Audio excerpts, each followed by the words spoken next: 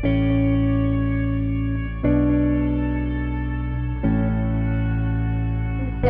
na negosyante. Ayan po. Hello po, Jocelyn Pagudpud po, owner ng Extreme Blooms Trading. Ngayon po, ilo-launch ko po yung bago kong page. Ito po yung sabon at iba pa. Sabon kasi po we're into sabon business.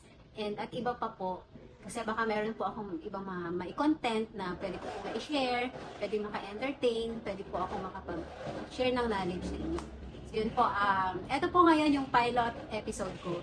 Dream episode ko po na gusto ko pong ma-share talaga sa inyo kung saan po ako nag-start ng journey ko na mag-business, and yun po, sana pong ma-appreciate nyo po and ma-inspire ko po kayo kung saan po ako nag-start. And kayo rin po, syempre po, para at least yung mga gustong ma-uplift po yung spirit nila, mag-boost po yung spirit nila na mag-push through po sa business or mag-start ng sarili nilang business. Sana po etong episode na to, o etong content na to, maka-inspire po sa inyo. And yun po, marami rin po kasi nagsasabi sa akin, nag-advise na mag-content ka kasi maraming na-inspire sa'yo. Kaya marami na rin po talagang mga nag-business ng sabon kasi mga nakapanood po dun sa mga vlogger na nag-content po sa amin ay mga nagbe-business na po. Kaya sabi nila, try mong mag-content para mas i-share mo pa yung knowledge mo sa iba. So yun po, sana po supportahan po ninyo and sana magustuhan nyo po itong content na ito. So yun mga ka-extreme, finally po, dream come true po na nakabalik ako kung saan po ako nag-start mag-shop. Ito po naman yung maliit kong shop. Dito po ako, sorry po medyo nagiging emotional lang po. Dito po ako unang nagtinda. Ayan po, makikita nyo po. Meron ako dito basket, tsaka trolley. Sorry po kasi medyo emotional lang. Ito pong trolley, hinihila ko po siya na meron pong basket dyan. And then po, dito po ako. Ito po yung aking lugar. Sorry. Ayan po.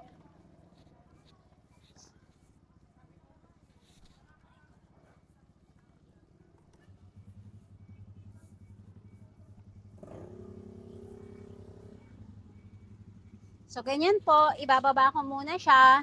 And then po, lalagyan ko ng karton.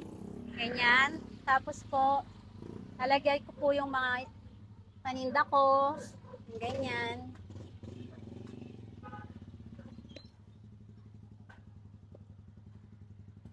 Ganyan po. So, ganyan po. Tapos maghihintay na po ako ng bibili. And kung mapapansin nyo po, meron pong mga nakapwesto dito. Ito po at saka ito. Bali, wala po talaga akong legit na pwesto dito. Bali, nakikisingit lang po ako. Kaya, nandito po talaga ako sa kalagitnaan nila. Nakikisingit lang po ako. And then yan, uupo na po akong ganyan dito. And then, maghihintay na po ako ng bibili. So, ganun po. Ganun po ako nag-start. Medyo nahirap lang po dahil nung pong marami na pong bumibili, medyo pinapaalis na rin po ako kasi natatakpan po sila kapag po pila-pila po yung pila-pila po yung bumibili. So yan po. Ngayon po, meron pong nanguhuli. Tingnan mo yung nanguhuli. Ayan, ganyan po yung buhay namin dati. Uhulihin kami kaya magliligpit kami ngayon. Saktong-sakto pa, di ba? May mga huli pa. So liligpitin namin yan ulit. Yan po. So, yan po. Tapos, ilalagay ko po ulit dito. And then po, pinaalis po ako dito. Dito naman po ako lumipat. Dito po. Dito po sa part na to, sarado si kuya noon nagbakasyon. Tapos, meron po akong friend dito. Si ate. Ate, nasaan na? So, eto po. Eto si ate. Hello po. Si Ate Shane po, siya po yung sobrang nagmagandang loob Yes po po. sa akin na papwestuhin po ako dito sa part na to kasi nga po medyo napaalis po ako doon. Sabi niya, dito ka muna sa part na to kasi wala pa naman yung kapatid ko. close pa naman. So yun po, thankful ako sa kanya kasi kahit isang linggo rin lang po ako nagstay dito, at least po, nakapagpatuloy ako na makapagtinda. And then po, so yan, si Ate Shane, Totoo po yan. siya po yung talagang Napakasipag, nakasaksi ng magaling, aking experience matyaga. dito. Opo. Masipag Ayan po. na negosyante. Ayan. Wala Ayan kang po. masasabi. Thank you, Ate. Ayan Ayaw po. umiyak. Kasi nakita ko yung successful ng kanyang business. Mm. Okay naman. Kasi hindi ko akalain. Mataas na, magaling na. Hindi Magaling naman. na negosyo. Negosyante. Ayan po. Konti lang. Masipag. Tsaka konting at konti nagsimula sa maliit. Magaling. Yung ng mga Oo. galon, no? Mga galon-galon, nakakot siya. Madudumi pa yung galon na yon. Opo. Hinahakot niya sa loob, galing dito, punta siya dun sa kanila. May Kaya, karitol. Liba ko sa'yo, te. Thank you po. Tapos po, nung dumating na si Kuya, dito naman ako sa tapat ni Kuya Sapatos. Dito naman ako pumwesto. Dito, nakisingit lang din ulit ako. And then, nung medyo hindi na ako ulit dito pwede, punta naman ako dito. Dito naman tayo.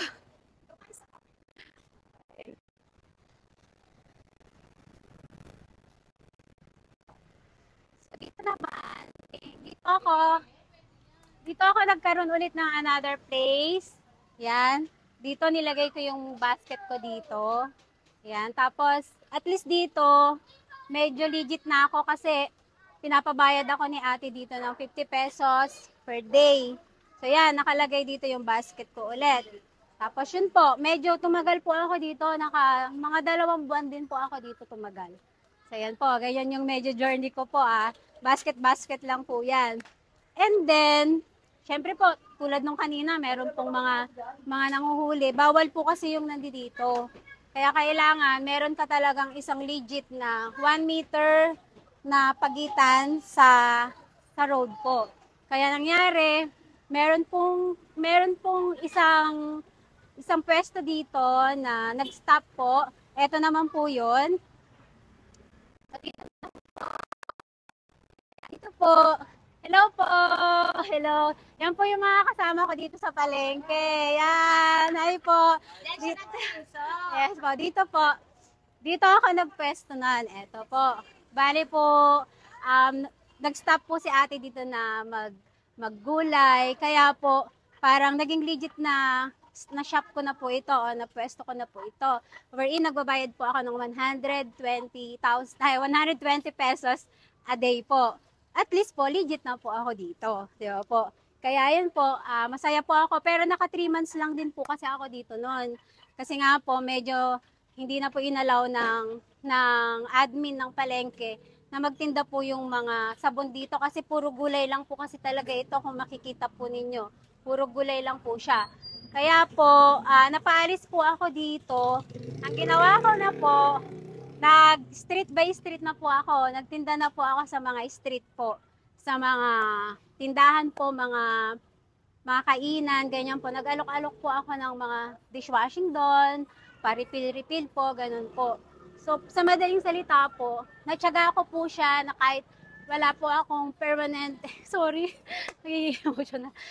Kahit wala po akong permanenteng pwesto, dahil po talagang gustong-gusto ko pong maipagpatuloy yung goal ko po na magkaroon po ng sariling negosyo. Tinaga ko po yan kahit po naglalakad lang po ako.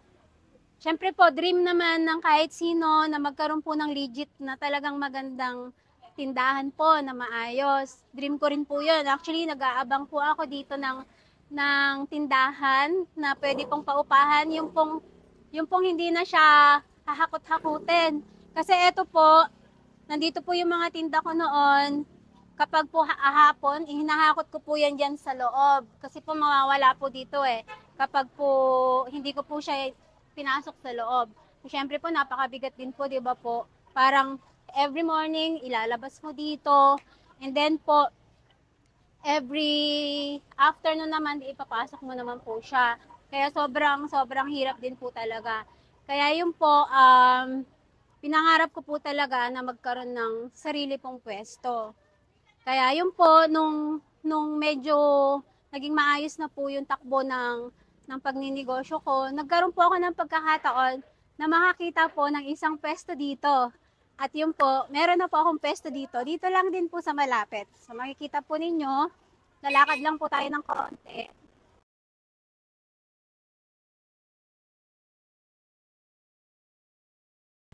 Tcharan! Ito na po yung pwesto ko ngayon. Ito po ngayon yung pwesto ko na isa sa mga pinangarap ko rin po na magkaroon. Na hindi ko rin naman po talaga inaasahan.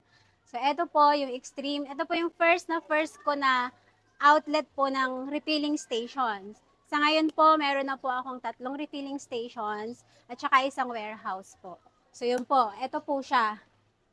So yan. Kaway naman po dyan. Yan. Ito yung mga kasama ko.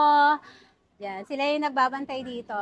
Actually, mula nung nai-establish ko to, halos hindi naman ako nakakapasyal sa kanila. So, tinitiwala ko na lang sa kanila yung pwesto. Dahil alam ko naman na talagang pagkakatiwalaan sila. Kasi nagpo-focus talaga ako sa warehouse. So, yun. So, ayan. Ito yung isa sa mga magiting ko at masipag at super bait na tricycle driver na lagi ko pong inaarkila kapag po may mga deliver ako. Meron po ako mga pick up kung saan po ako nagpapa-pick up. So, yan, si Kuya June, ang aming pong tricycle driver noon dito sa kahabaan ng Bagong Barrio. Thank you, Kuya. So, eto si Kuya.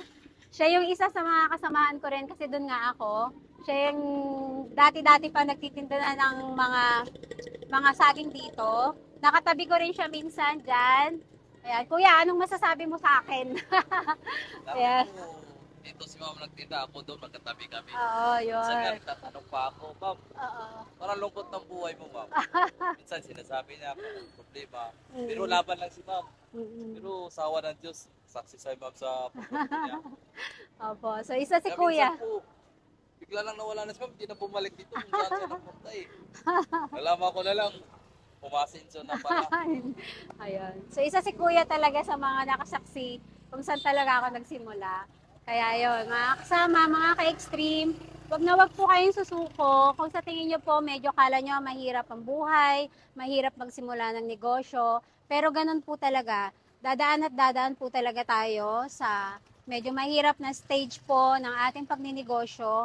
Pero kapag po talaga namang na-hit na natin o naabot na natin yung goal natin, napakasarap po sa pakiramdam. And hindi lang po para rin kasi sa atin yung success natin para rin po yun ma-share talaga din natin sa mga kasama natin. Tulad po ng gagawin natin ngayon, mag-share po tayo ng mga konting blessings lang naman po para sa ating mga kasama dito sa palengke.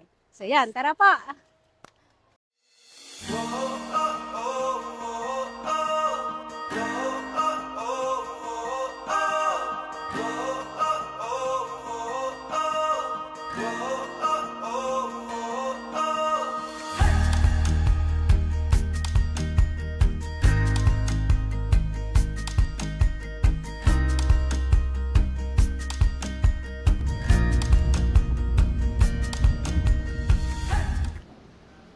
So yun, nung pinalis ako doon, pinalis ako sa palengke, siyempre wala na po akong choice, kundi magkariton. Nagkariton po ako, nag-street by street po ako. So ito po yung kariton ko noon. Makikita nyo, ito po, tinutulak ko po ito pag ganon sa bawat street. Yan po. Yan. So yan. Medyo mahirap lang, pero carry naman. Medyo mabigat kasi yung dishwashing nun So, eto na po. Eto na ngayon, from dun po sa palengke. So, eto na po siya ngayon. Ang warehouse po kung saan dito na po ginagawa yung mga kits po ng dishwashing liquid. Kung noon po ako yung nagtitimpla, ngayon po nagbebenta na ako ng mga tinitimpla para po sa mga gustong magnegosyo. Kahit maliit lang po, gaya ko noon. Kaya yun po. Kaya kung gusto niyo po magnegosyo, pwede po kayong pumunta dito o bumili ng aming mga produkto. Yun po yung mga DIY kits, gaya po ng dishwashing liquid, fabric conditioner, hand soap, laundry liquid, detergent powder, at maraming pa pong iba. So yan, makikita nyo po, medyo ito po yung aking success story. Yan po, ito na po yung warehouse. So yan po, meron na po ako ngayon 60 plus na employees po. And meron na rin po kaming ilan na mga sasakyan, ganyan po. Meron na rin po kaming pinapagawang bahay, isa lang. Ganyan po. Tapos, tour ko po kayo sa aking warehouse. Ito po yung aking admin office. Since break time lang po, ayan, nagkakape sila, say hi. So, walang mga staff. It's 3 p.m. And ito po yung aming printing section. Ayan. So, dito na po piniprint yung mga labels po ng mga dishwashing liquid na in-order po ng mga customer. Ayan po. Dito rin yung mga tarpaulins. Ayan. And then, ito po yung mga for deliveries po namin. Kung saan-saan pong probinsya, meron po tayong Visayas, Mindanao, Luzon. So, ayan po. So, ito na po. Yan. Sana po, i-follow nyo po ang aking page and subscribe din po and hit po yung notification bell para po lagi kayo updated kapag may bago po akong vlog. Thank you po!